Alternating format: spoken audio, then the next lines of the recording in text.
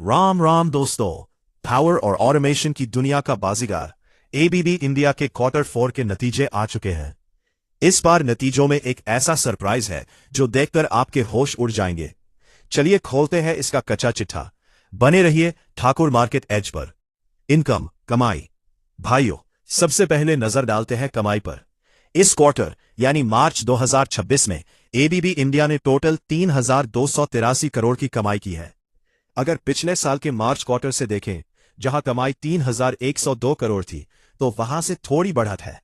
लेकिन पिछले क्वार्टर यानी दिसंबर के 3,499 करोड़ के मुकाबले कमाई थोड़ी कम हुई है। एक्सपेंसेस खर्चों की बात करें तो इस क्वार्टर में कुल खर्चा 2,821 करोड़ रहा है।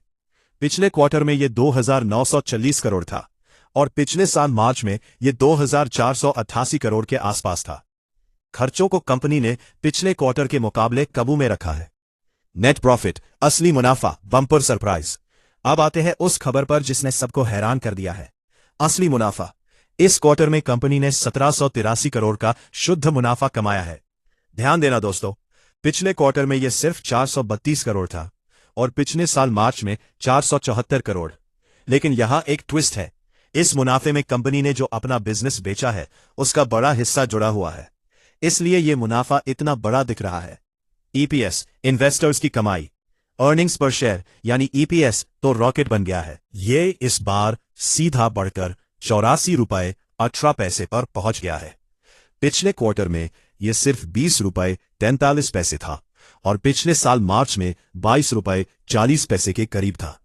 इन्वेस्टर्स के लिए यह कागज पर बहुत बड़ी कमाई दिख रही है। कंक्लूजन, ओवरऑल एबीबी इंडिया ने इस बार मुनाफे में इतिहास रच दिया है, भले ही वो बिजनेस बेचने की वजह से हो। लेकिन क्या यह मुनाफा स्टॉक प्राइस को नए हाई पर ले जाएगा?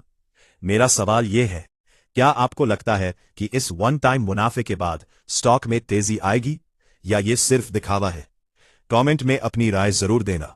वीडियो को लाइक करो और ठाकुर मार्केट एज को सब्सक्राइब करना मत भूलना।